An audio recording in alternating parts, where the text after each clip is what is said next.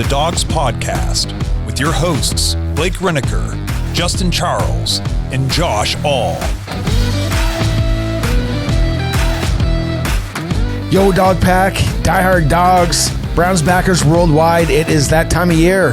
It is Throwback Thursday, and I am back. I am Kenny Mack, and you've probably seen me sprinkled through a couple of episodes in the last year. Probably go through a couple more in the upcoming year. And I just love talking Browns, and I get a chance to help out on the show. And what a time now to talk about Throwback. And Throwback is basically a chance to look at a player's history. We all love talking Browns, and we got to make time for the guys that, won a couple championships back in the day, had some really great teams, had some down times, and we're in a unique spot as a fan in our fandom. We got a team that we love that kind of left and came back, but they had the same name. We get to keep the same stats. So we got to pay honor to some of those guys that kind of toughed it out during those tough times. So these Throwback Thursdays, like I said, it's a chance to look back at players' history. We can reminisce about some of the plays they made, see what they're doing now. And sometimes, we get to dive into and imagine, hey, what if that guy was on this team right now, or that team in that time period? How would that would have looked, and how would have been? But before we get started with the podcast, let's actually talk about the podcast. They're close to 10,000 subscribers, and that's be a huge feat for them to accomplish. And let's get that done for them. Just hit that sub button. Leave a comment too. Like the program, like this program. Tell me what's going on. Like them on all the socials. You're there on Facebook, Instagram, TikTok, you name it. You'll probably find them on it. You can leave a comment, tag us on the post. We'll find you. We'll comment, give you the best of our knowledge or opinion of what we can do or what we think. Last but not least, though, check out their website.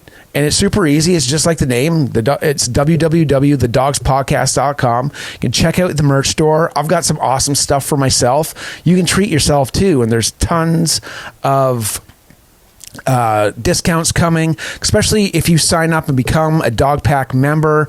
Just get to the website, sign up. That's how I kind of got started. I was leaving voicemails, signed up as a Dog Pack member. I'm a YouTube member as well. So get on, become a part of the team, and let's go, guys. But before I get started, I do want to say, if you have missed it, do not miss the interviews those guys got to do with some of the National High School Hall of Fame inductees for this year, 2024.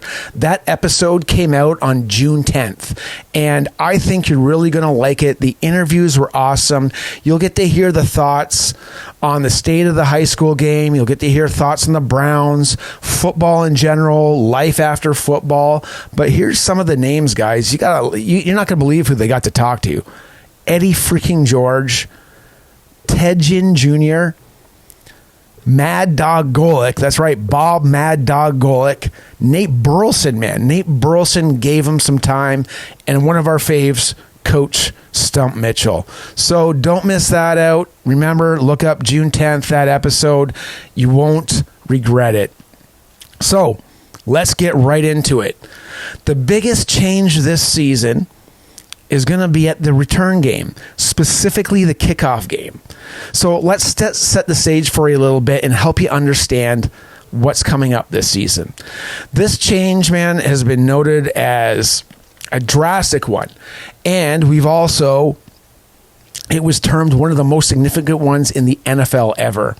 So here's what you got to know. First of all, it's a trial run. It's for this year. It's not forever.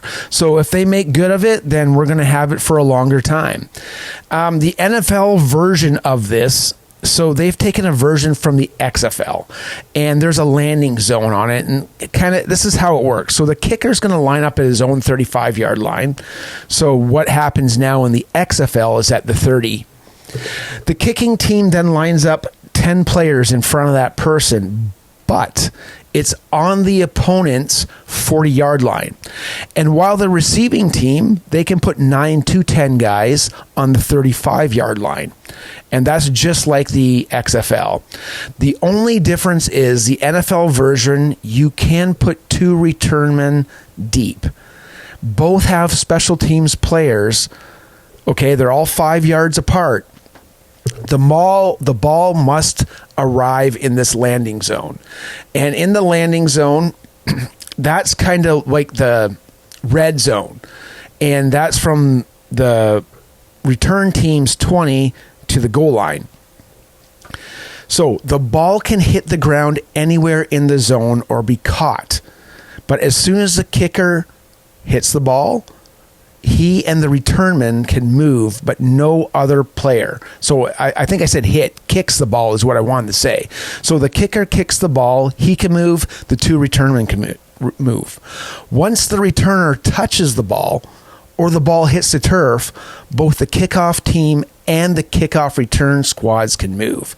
How they're going to accomplish this, I don't know. If you guys want to learn more about this, I did contribute to an article through Dawgs by Nature from Barry Shuck. I gave some of my opinions on what they can and cannot do. But take a look at that article. It was around August 14th, Dawgs by Nature. And you know Mr. Barry Shuck, he's been on here a couple times. He's a draft wizard, and he's got a ton of useful information. So, you guys got to know this for the upcoming season, but why am I talking about this? Well, this quick dive into this rule change probably gave away who I'm going to showcase in this episode. But if you could pick any returner through the history of the Orange and Browns, who would you take? Well, with this new rule, you know who I'm taking? Josh freaking Cribbs. That's right, man. One of the best to ever do it. And this guy, he wasn't your typical speed machine compared to some of the other elites at the position. He was actually a quarterback in college. And man, this guy could truck people. So, where did it all start? Well, it all began in Washington, D.C., the nation's capital.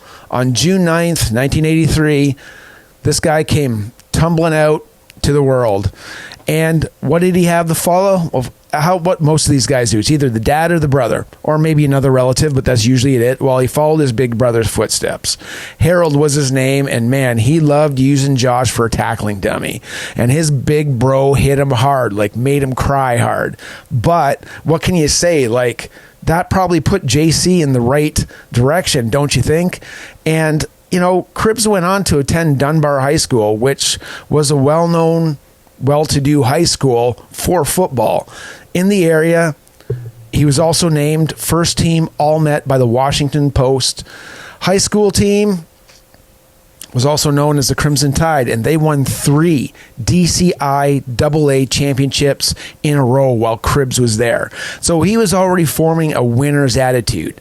As far as a person, I mean, what I read about him, he was a bit of a goody two-shoes, but I mean, he got where he needed to be. Some interesting notes, though, when he was in high school. He played with a tight end. I think you might have heard of him before.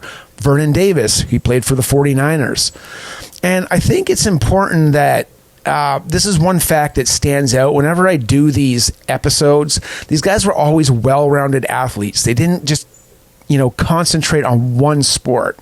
He also lettered in baseball, basketball, and swimming.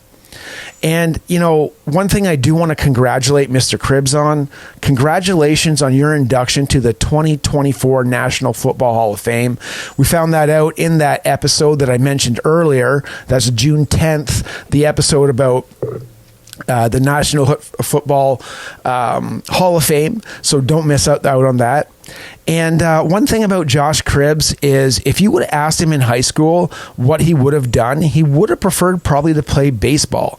And there's a story out there that he was 11 years old, and in the Washington area, the Anaheim Angels actually came out to find a young kid that they could develop and sent into the minor leagues at a very early age. Well, he was one of the people with his buddy who was 12 years old while he was 11, and they finished 1-2.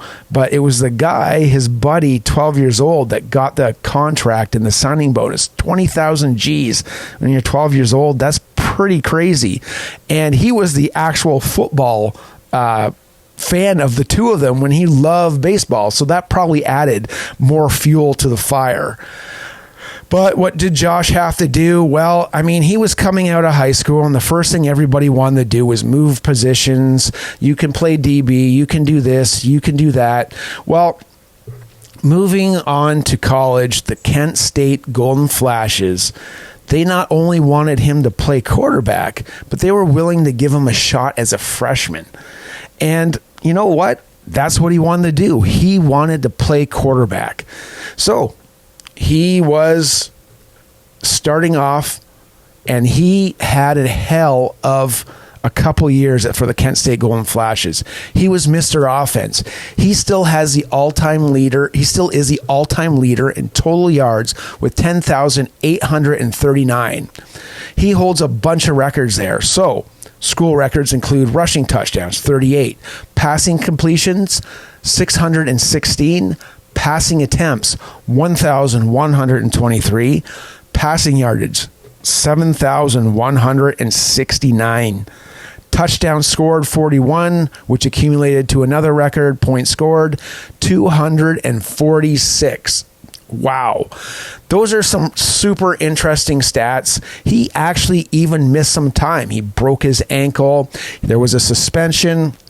He got into a little trouble on a New Year's. I guess he got stopped or pulled over, and one of his buddies had some marijuana, and that got him kicked off the team for a little bit. So, I mean, he would have buried those records had he played every single game, but you know, you don't see too many 4-year starters in the league anymore. And for him to get those 4 years, he made the most of it. He's got some really interesting stats, though.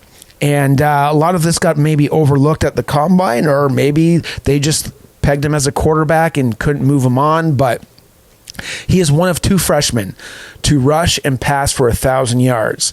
Now, the other guy is interesting. So that's Armani Edwards. And I know we got a ton of Buckeyes fans here. And you know what he did? He was with Appalachian State, and they upset in 2007 the Michigan Wolverines, which was the biggest upset that year, termed by Sports Illustrated.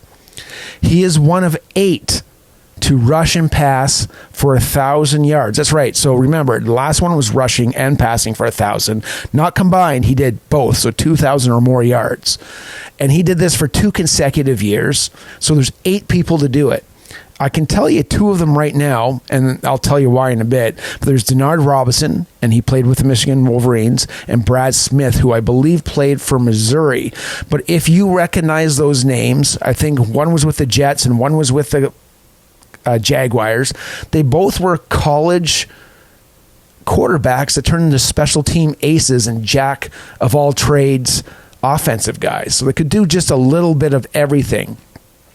Now, I mentioned those 2 because while Cribbs was one of 4 people to rush for 3,500 yards and throw for 7,000 in a college career, those other 2 guys did it. So Smith and Robinson. The other guy was black and gold nemesis for us, Antoine Randall L., but that's some pretty good company. Now, he was the only player in NCAA history to lead a school in rushing and passing all 4 years. And he held the combined yardage record at Kent State until Julian Edelman broke it. And you know what? There's another guy, quarterback, kind of a jack of all trades, special team guys. So I think we're finding something out here if we want to find these guys that can kind of help us out in any way. And, you know, we get a ton of injuries, so maybe they can fill in. So there's something there. There's a couple familiar names there too, but I did want to mention Dean Pease was the coach. All this guy really did was he got Cribbs, put him at quarterback like he wanted, and he gave him the ball. Run past Josh. That's what you got to do. And he got that team from being poor to mediocre, because I don't think Cribbs won more than 5 games really while he was there, but he was a star. So what did the future hold for the Kent State Star? If you would have asked him when he was done and getting ready for the combine, he probably would have said DB. But right now we're going to take a quick break. Let's hear from the sponsors, and let's hear how that pro career went. This episode is brought to you by Omaha Steaks. Let's all take a minute to wish happy birthday to the United States of America, and there's no better way to celebrate America's birthday than with the best meats available for your backyard cookouts this 4th of July season. Right now you can save 50% off site-wide during the Omaha Steaks 4th of July sale. So break out the grills and get ready for the 4th of July celebrations with Omaha Steaks. Get the burgers, the chicken, the jumbo franks, the brats. And of course, get the steaks. Those things are incredible. They've got appetizers, meatballs, wings. They've got desserts. They've even got wine. They've got everything you guys need to celebrate America's birthday with your friends and your family.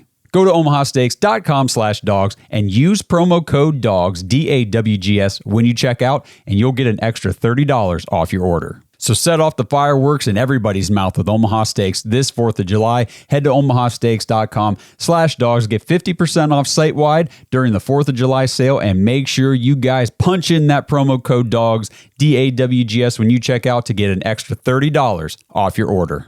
Happy 4th of July, everybody. This episode is brought to you by Baden Sports. Browns fans, Baden Sports is your one-stop shop for all your athletic gear. Baden started out perfecting and manufacturing the best balls in the business. Yeah, if that sounded dirty, that's more about your mind than my words. But hey, it's true. Baseballs, softballs, footballs, basketballs, volleyballs, soccer balls, you name it, and Baden has engineered the highest standard sports balls available. And now they offer more than just sports balls. If you got kids playing baseball or softball, Baden has batting gloves and bats to go along with both game balls and training balls. If you're into basketball, Baden makes basketball specifically for indoor or outdoor use. Heck, Baden even has all the equipment you need for pickleball, which is one sport that I hear everyone is playing, and yet I still never have. And I need to fix that soon. But don't miss the backyard games section of Baden's website, where you can order everything you need for this upcoming outdoor season. Pool balls, backyard volleyball nets, croquet, bocce, horseshoes, cornhole, and more. Right now, you can get 10% off your entire order at Baden Sports, BADEN sports.com/dogs, DAWGS, and use promo code DAWGS when you check out. That's 10% off all the top quality sporting gear you need this season. BadenSports.com/dogs. All right, guys, we are back, and we're going to recap some of Josh Cribbs' pro career, and we'll get right into it. So for all those accolades, the Mac Star would go undrafted. He had a little bit of interest and thought overall that he'd get drafted by the Redskins. He actually had a workout with the team, and he met the coach, Bill Musgrave, who is a special consultant for us right now. This draft, though, by the Browns, if you're curious, we took Braylon Edwards that year in 2005. He was the number 3 pick.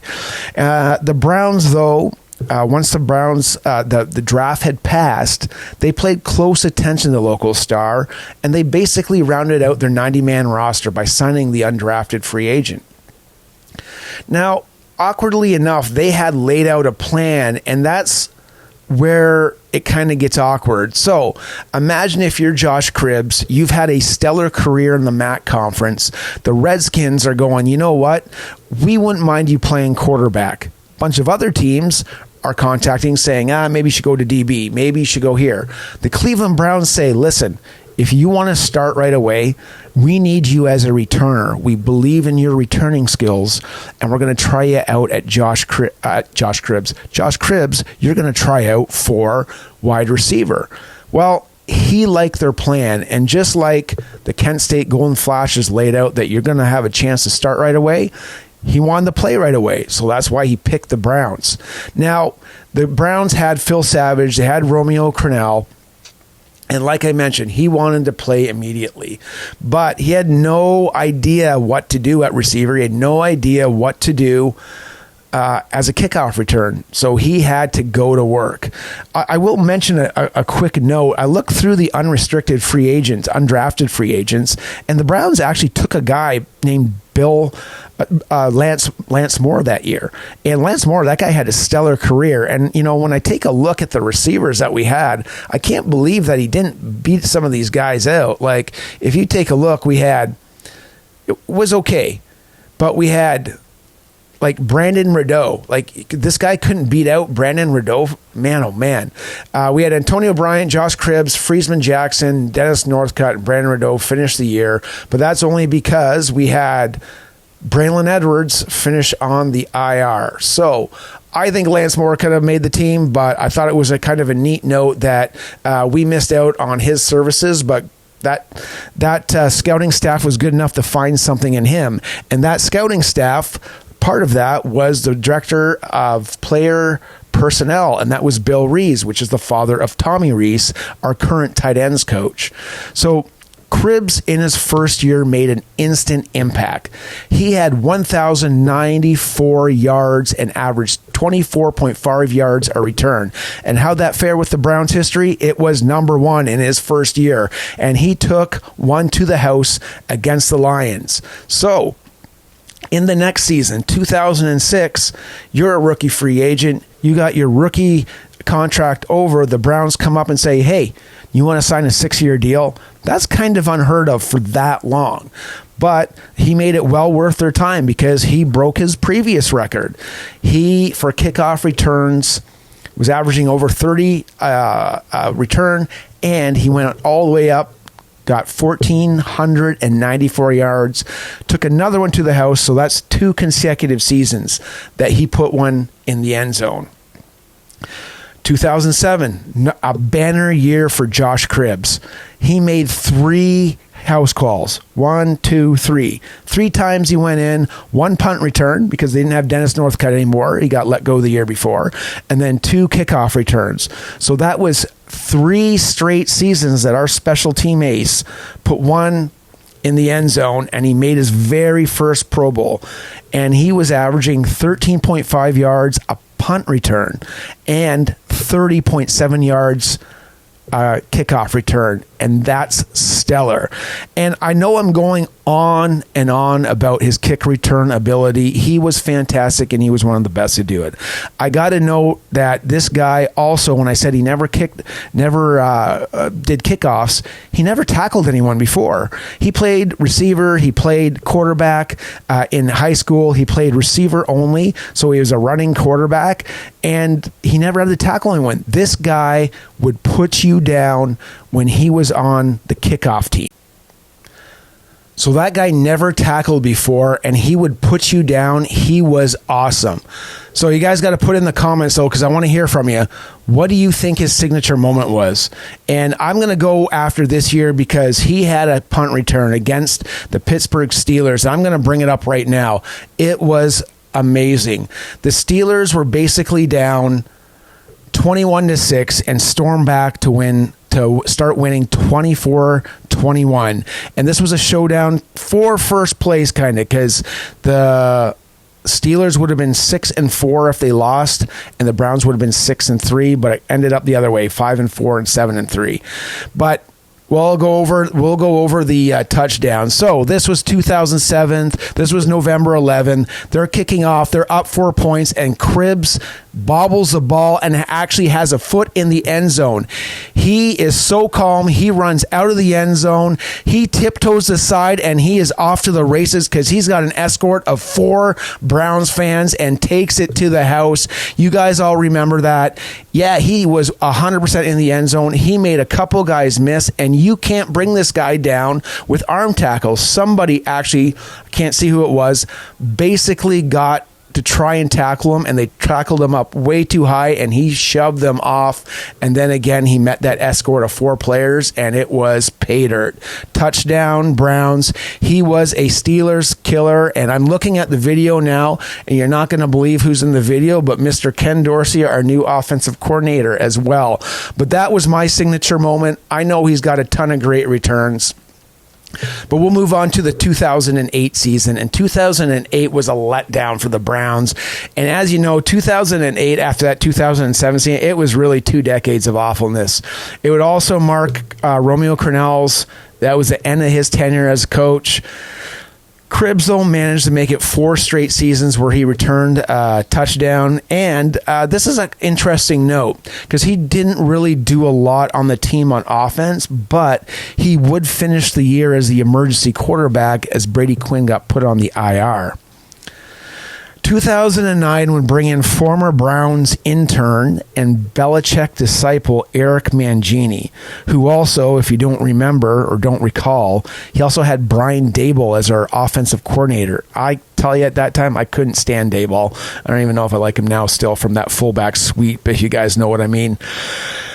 Number 16 had many, many talents, and they were getting noticed, especially on the scout team and with those emergency quarterback reps.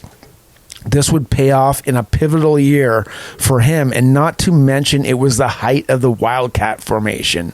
The team, and it was a rough start, guys. I don't know if you remember this. They started 1-11. I was at the Detroit game where they were up by 20 points and blew it, but they ended the season on a 4-game win streak, and man, that was a year to watch Josh Cribbs, man. He ripped through tackles that season. Not only did he make another Pro Bowl, but he made an All-Pro. So check this out. Here's the highlights from that season. Hit personal highs in rushing and receiving for a single season. He opened up the season with a TD punt return for a touchdown, and he tied Eric Metcalf for TD returns for the Cleveland Browns. Return kickoff for a TD and single-handedly beat the Steelers to end a 13-game losing streak to the black and gold while tallying 200 all-purpose yards. He was known as a Steeler killer.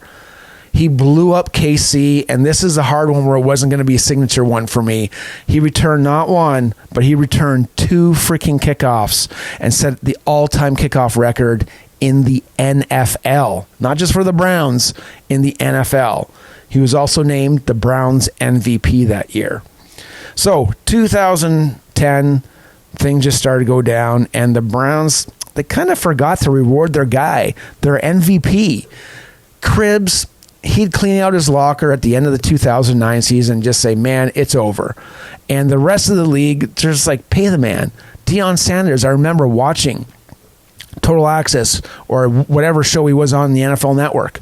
He's just like, pay the damn man. Pay the man. And he finally, 3 months later, he got paid. He got a 3-year, $20 million contract, and he did not make a house call that year. So he also dialed back a little bit in the runs, but he had a new personal best for receiving at 12.7 yards a catch, which netted him 292 yards. His stats went down rushing, and the reason is, I'll just bring it up right now, Peyton freaking Hillis, man, and he had a heck of a year that year too. That was so fun watching that team, even though they didn't really do too much. We're going to head into the 2011 season. This was a real infamous year for return guys, and this is kind of why the new rule came out.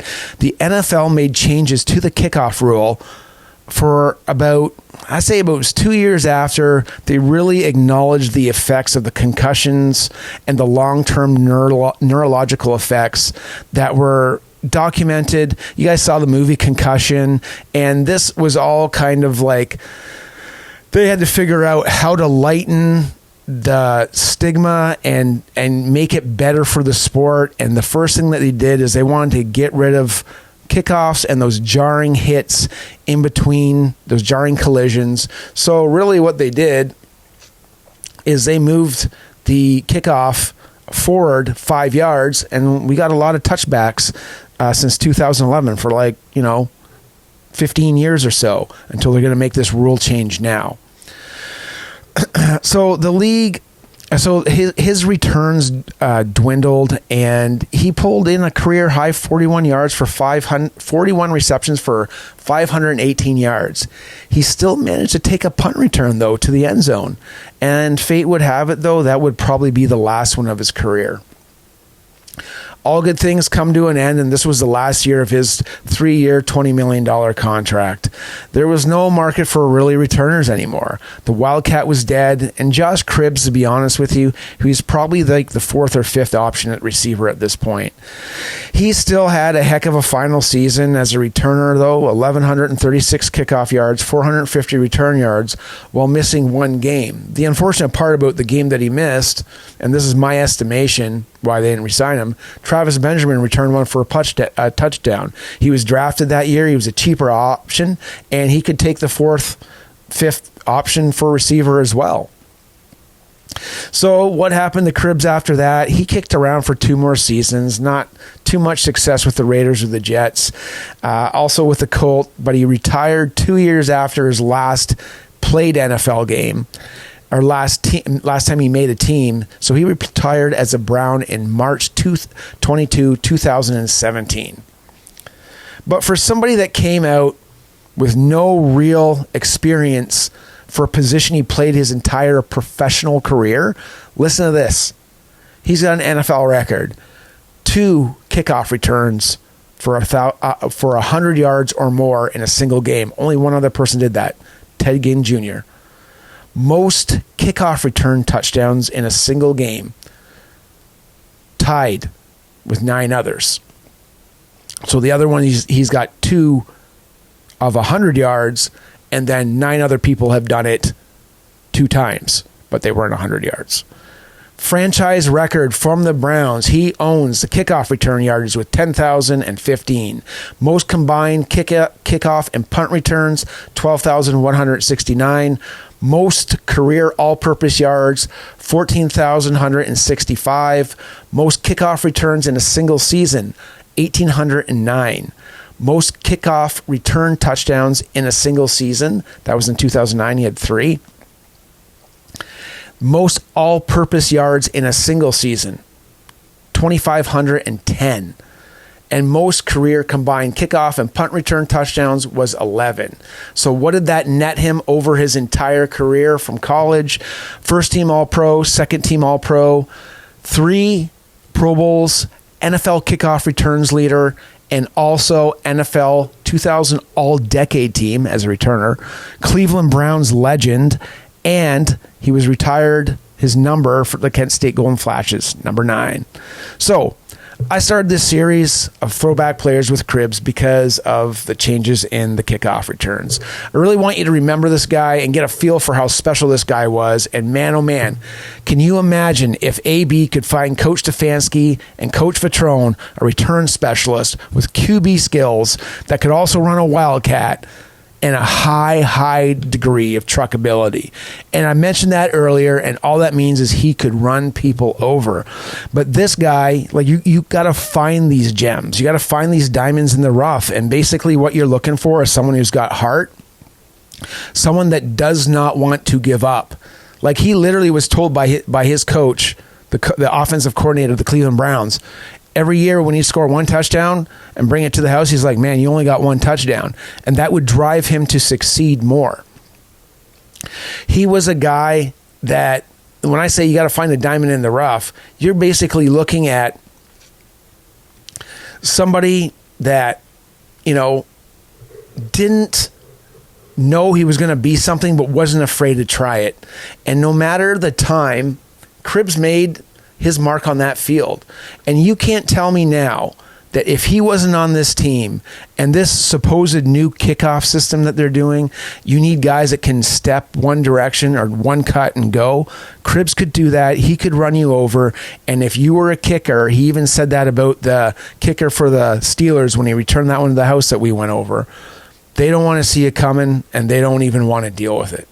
So what is Cribbs up to now? Man, Cribbs supports the community in Cleveland. He lives in Cleveland. He's in the North Royalton area. He has a show with his wife. It's Cribbs in the CLV. He's dabbled in some acting, and he's been a special teams intern for the Cleveland Browns, and that got some of the itch out of him because you always hear him, watch him on social. He still wants to play a little bit, but he doesn't know about his body. He's also done some training camp commentary with Nathan Zagura on Cleveland Browns Daily. So why does everybody love him in Cleveland? blue collar, worked hard, worked his butt off every Sunday, just like Joe Thomas did. And that guy had drive and desire, and he still shows today in all the different things that he's doing. So all I got to say now is, man, it is time to wrap it up. And you can only imagine the possibilities of having JC16 on the field with these new kickoff rules. And Crib, you know what? What kind of special Wildcat version could you concoct up with this new kickoff system? Because a lot of the plays that worked out really well for him in some of those great years when he was running the Wildcat, he brought those over himself and put them in the playbook. So guys, don't forget to like this episode, comment on what was your favorite Cribs memory, and let me know what you think of the episode. Give me some ideas for maybe some upcoming players. And don't be shy with that subscription button. So guys, have a great week, and let's go Brownies.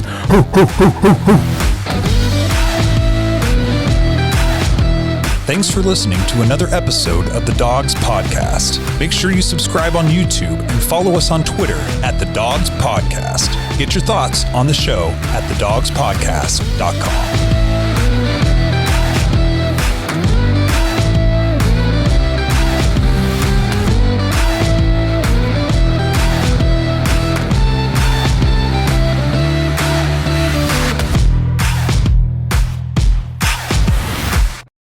This episode is brought to you by Danger Coffee. Browns fans, we talk about how Danger Coffee is made free from mold toxins that are in 45% of the world's coffee, but that's not all that Danger Coffee has to offer. Mineral and nutrient deficiencies are a big deal. They make you feel sick, tired, stressed, and they can give you brain fog. These deficiencies negatively affect your immune system, your digestion, sleep, metabolism. Have you ever wondered why you get an initial burst from your coffee, but then you get that little crash not long after? Danger Coffee's patent-pending process remineralizes your body with more than 50 trace minerals and electrolytes, leaving you more energized, engaged, powerful. These micronutrients enter the cells to boost performance. They bind to toxins to provide detoxification support. I know that sounds like a lot, but the bottom line, guys, is minerals matter, and most of us really don't get enough of them on a daily basis. Danger Coffee delivers micronutrients, plus it gives you access to the minerals you already have. Head to dangercoffee.com, use our code DAWGS, DAWGS, for 10% off your order, and that code can be used over and over, so you get 10% off every order you make using code DAWGS. It's time to start every day off with a cup of coffee that gets you going and actually keeps you going. dangercoffee.com, code DAWGS.